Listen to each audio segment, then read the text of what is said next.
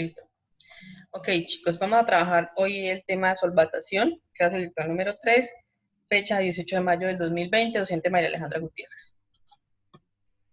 Entonces vamos a desarrollar dos competencias importantes, el reconocimiento de las características de las soluciones y procedimientos que se pueden llevar a cabo en el laboratorio. El objetivo es reconocer las formas de disolución de un soluto en un solvente y los factores que afectan la solubilidad. Vamos a ver primero cómo actúa el jabón, la solvatación, los factores que afectan la solubilidad y por último vamos a hacer un estudio de las soluciones. Bueno, el simulador que ya les dejé, que les voy a dejar colgados, que no he alcanzado a tener el tiempo. Los elementos de clase, las diapositivas y la lectura. Entonces, ¿cómo actúa el jabón? Cuando estamos hablando de en este caso, el que el jabón, ¿sí? Entonces, ¿cómo creen que actúa el jabón para eliminar la grasa, para eliminar la suciedad? Entonces, lo que hace el jabón es que el jabón es una molécula que tiene una parte que sí es hidrofílica o una parte que sí puede eh, estar en contacto con el agua, ¿cierto? Y la otra parte, que es una cola hidrocarbonada, que generalmente es no polar, ¿sí? Esa colita es la que viene y se adhiere a la grasa, ¿cierto? Formando esto que se ve acá, que se llaman micelas. Aquí está explicada de la forma en cómo se organizan los átomos. Y aquí, entonces, esta parte es polar y esta parte es no polar. La parte no polar se adhiere a esa grasa, ¿cierto? Y empiezan a formar las micelas y luego eso es lo que nosotros eliminamos cuando estamos limpiando o cuando estamos enjuagando, ¿sí? Eso es lo que estamos enjuagando. Entonces, también hay una cosa importante. Quería que viéramos cómo actuaba el jabón, ¿cierto? Sobre el virus, el coronavirus, ¿listo?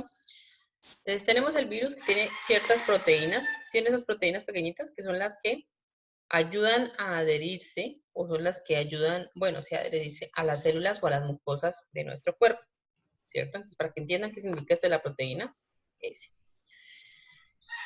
Sabemos que el jabón tiene una cabeza que es atraída por el agua y la otra parte que es micela, que es la que forma las micelas, ¿cierto? Y una cabeza que atrae la grasa. Entonces, esta membrana es una membrana de lípidos, es una membrana grasosa, ¿cierto?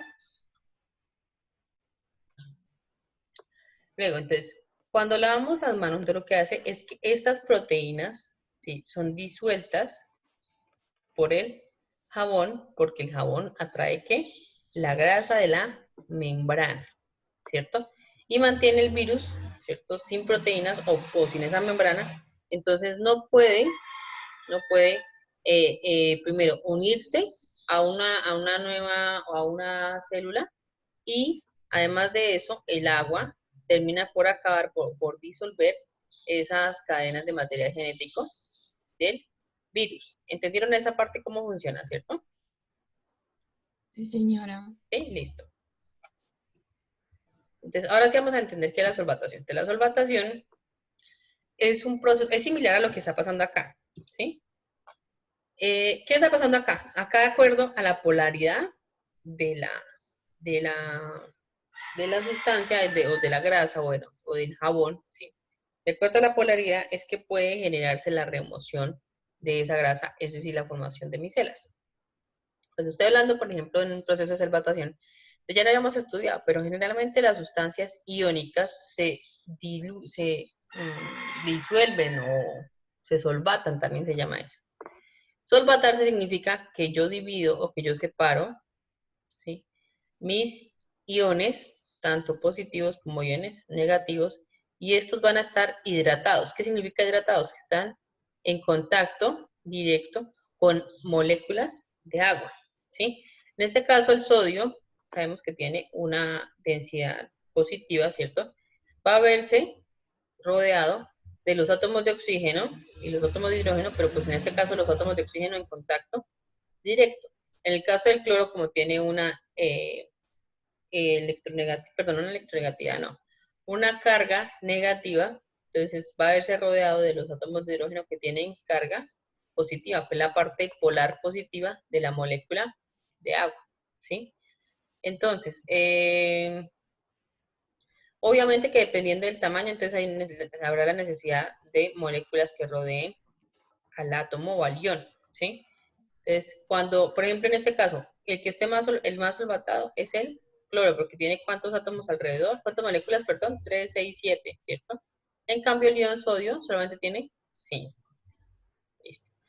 Vamos a estudiar esta parte que es muy importante.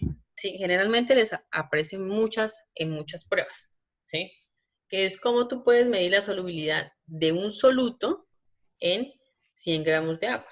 ¿Qué es la solubilidad? La capacidad o la cantidad máxima que puede disolverse de un soluto en un solvente. Entonces, por ejemplo, si yo trazo acá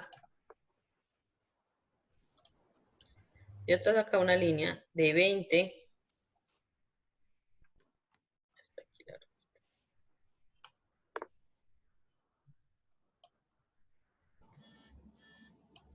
¿listo? Entonces, a 20 grados centígrados se disuelven únicamente, digamos, 39 gramos, ¿cierto? De sodio.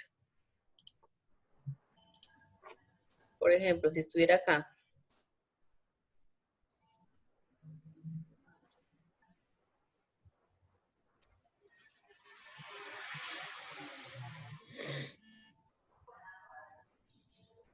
entonces, a 40 grados centígrados, ¿cuántos gramos de KCl se pueden solubilizar en 100 gramos de agua? ¿Cuántos?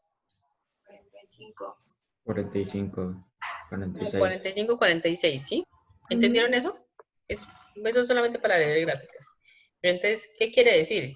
Que para algunas sustancias, como en el caso del nitrato de plata, perdón, el nitrato de potasio, el cloruro de potasio y el cloruro de sodio, ¿cierto? La temperatura sí puede ser un factor que haga que aumente la solubilidad, a diferencia de esta de acá, que es el cromato, debe ser cromato de calcio, ¿sí? Igual aquí también tengo otra gráfica que les muestra lo mismo, sí, solamente que aquí hay cuadritos, entonces ya es mucho más sencillo hacer la lectura. Si se dan cuenta, como por ejemplo aquí, en esta de acá, pueden ir aumentando, pero aquí la solubilidad máxima puede llegar en 50, perdón, más o menos en 53, 54 grados centígrados. ¿Mm? La solubilidad máxima, por ejemplo, de esta va a estar antes de los 30 grados centígrados. Por ejemplo, en el caso del sodio, pues no sé, perdón, el cloruro de sodio, no sé si se dan cuenta que no hay tanto cambio con respecto a la temperatura, ¿sí? Iván, por favor. En cambio, por ejemplo, en el sulfato de cesio, Señora, ¿sí? Va disminuyendo la solubilidad a medida que va aumentando la temperatura. Es cuestión de interpretar esa gráfica. ¿Listo? ¿Qué pueden decirme, por ejemplo, del PbNO3, que es el nitrato de plomo? ¿Qué pueden decirme de ese nitrato de plomo? Que más o menos por decirlo, si su máximo se da a la temperatura de 65 grados centígrados. 65 grados centígrados. Y lo mínimo que, o sea, ¿dónde comienza a disolverse? Comienza, pues en serio. 39 también, ¿no? A 0 grados centígrados, ¿cuánto se disuelve? 39. 35, 36. 39. A mí 37, se me muy hace bien. que es un 37. A ver, a 40 grados centígrados, ¿cuál es la solubilidad del KCl? ver. 40 grados. 30 grados. 25 a temperatura. 38. 39. 38, 39, como 38.5, ¿sí? Ujú. ¿Listo? ¿Entendieron cómo cómo pueden analizar este tipo de gráficas donde aparece la solubilidad? ¿Listo? Yo, por ejemplo, podría comparar a 50 grados centígrados, ¿cuál es el más soluble? ¿O cuál tiene mayor solubilidad?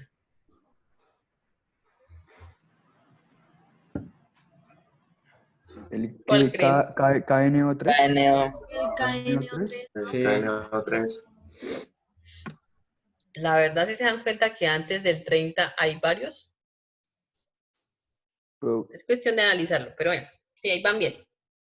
¿Listo?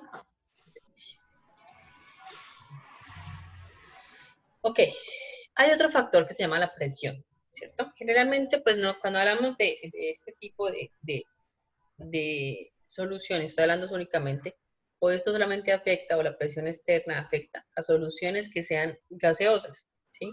En el caso de los líquidos, en el caso de los sólidos que se disuelven en sólidos o se disuelven en líquidos, pues casi no afecta la presión.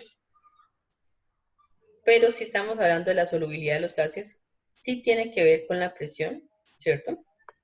Entonces miren esta parte de acá, la solubilidad de un gas en un líquido es proporcional a la presión del gas sobre la solución. Proporcional significa que, en este caso, pues proporcional lo podemos asimilar como directamente proporcional, ¿cierto?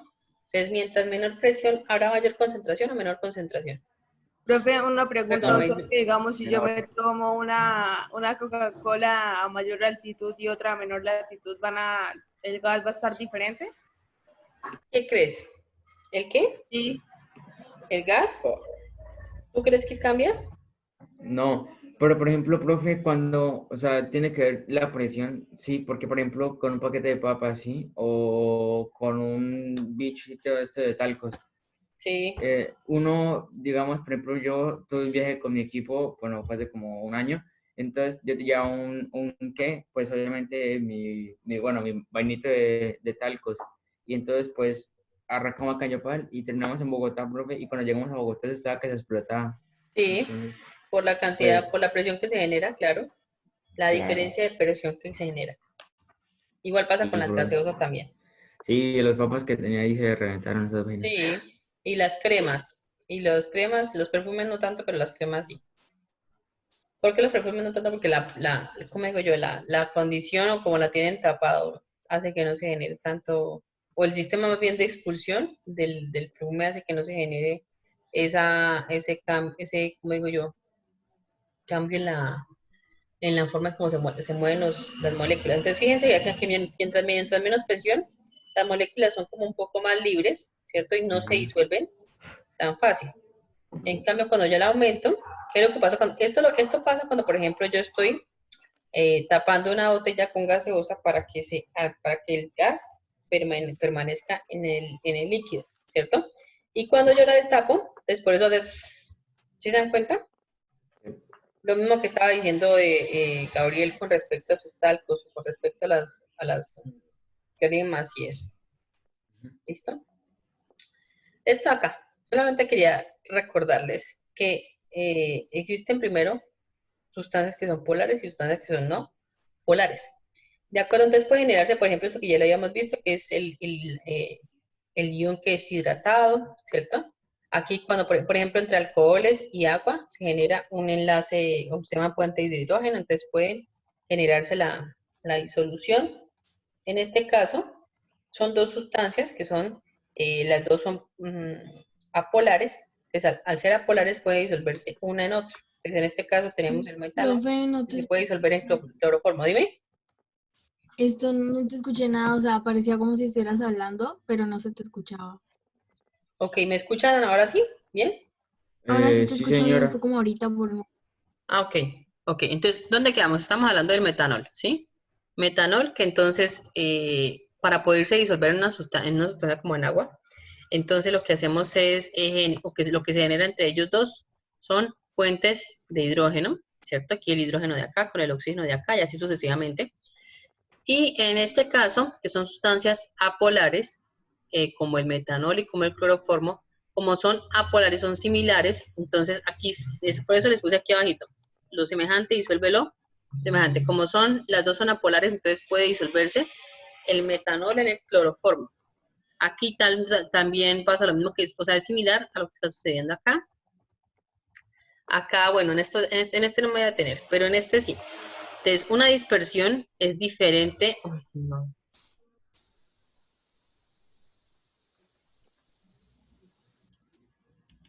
Entonces, en este caso, ¿sí? Se dan cuenta, los dos, sí, son cadenas hidrocarbonadas, o sea, es decir, que tienen carbono y que tienen hidrógeno.